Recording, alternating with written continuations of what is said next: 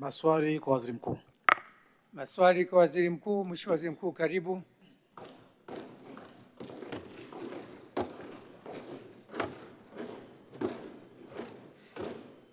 Mheshimiwa Emmanuel Peter Cherehani.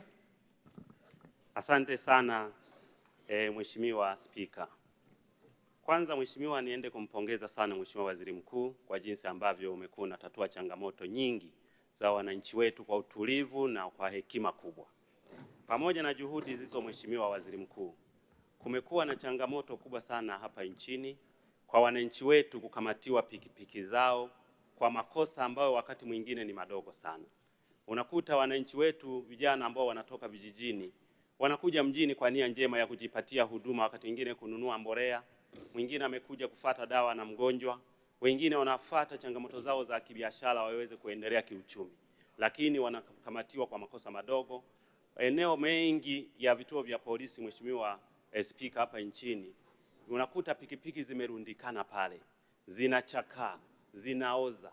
Je, Mheshimiwa Waziri Mkuu, serikali ipo tayari sasa kuandaa utaratibu maalum wa kupitia upya faini hizi ili vijana hawa waweze kurudishiwa pikipiki zao, waweze kuendelea na shughuli zao za kiuchumi, kwenda kuijenga nchi ya Mheshimiwa Rais? Mheshimiwa Waziri Mkuu. Mheshimiwa Spika, kwanza niruhusu nitumie fursa hii kuipongeza timu yangu ya kazini, timu ya Simba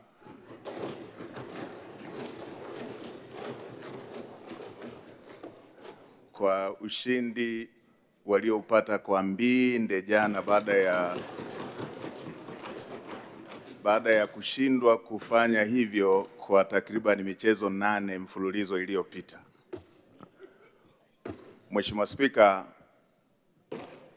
baada ya kusema hayo, nimpongeze Mheshimiwa mbunge kwa kulileta swali hilo, na ameendelea kuwa mtetezi wa wananchi wake wa Ushetu pamoja na vijana wengine wa Kitanzania. Mheshimiwa Spika, ni kweli kumekuwepo na baadhi ya maeneo kuwepo kwa mirundikano ya vyombo vya moto zikiwepo pikipiki ambazo zimekamatwa kwa makosa mbalimbali. Mheshimiwa Spika, tuna mafungu mawili katika jambo lile ambalo Mheshimiwa mbunge amelisema.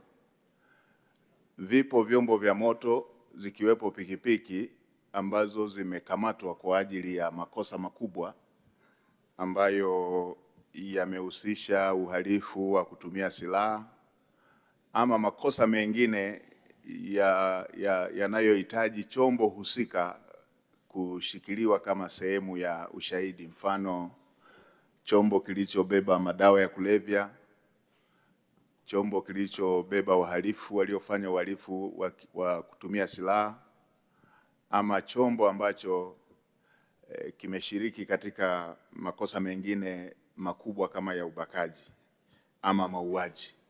Mheshimiwa Spika, kwenye makosa haya ya kundi hili la makosa makubwa tumeweka sheria ya kushikilia vyombo hivyo ili viweze kutumika katika taratibu za kiuchunguzi na za kiushahidi kwa kuzingatia sheria zetu za makosa hayo makubwa. Mheshimiwa Spika, nikubaliane na Mheshimiwa mbunge kwenye upande wa makosa haya madogo madogo. Mheshimiwa Spika, kama ambavyo waheshimiwa wabunge watakumbuka, nilikopita katika ziara maeneo yote nilielekeza kwamba vyombo vinavyotumika kwa kazi ya vijana wetu wa Kitanzania kujiletea kipato, ikiwemo bodaboda, bajaji, magari haya ya keri, magari ya biashara, kama limefanya kosa na tumejiwekea taratibu za sheria za hayo makosa na muhusika anatambulika, basi hivyo vyombo visitumike kushikiliwa, badala yake warudishiwe wahusika ili wakafanyie kazi na kupata fedha ambayo wanatakiwa walipe faini. Mheshimiwa Spika, kwa sasa Watanzania wengi wako na vitambulisho vyao vya taifa, wanafahamika na vyombo vyao vimesajiliwa, wamiliki wao na wanaoviendesha wanafahamika.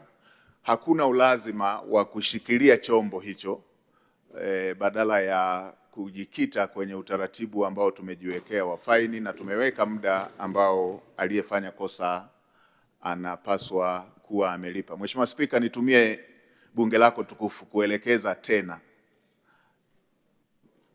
mahali popote ambapo kuna vyombo vya moto bado vimeshikiliwa na havijafanya makosa yale ya kundi la kwanza nililosema, la makosa makubwa ya uhalifu, mauaji, nyara za serikali, ubakaji, madawa ya kulevya, makosa mengine yote ya faini, vyombo vya moto visishikiliwe, badala yake wahusika watakiwe kulipa faini wakiwa na vyombo hivyo ambavyo ni vitendea kazi vya kufanyia kazi, kila moja aendelee na kazi. Mheshimiwa Spika, utakumbuka Mheshimiwa Rais alielekeza serikali kupitia upya sheria zile za masuala ya faini. Utakumbuka faini zilikuwa kubwa sana. Mheshimiwa Rais akasema faini sio chanzo cha mapato, tunarekebishana, tunasahihishana, wekeni faini ambayo itakuwa na sura halisi kwamba hii si chanzo cha mapato. Na utakumbuka Mheshimiwa Spika, bunge lako tukufu likapunguza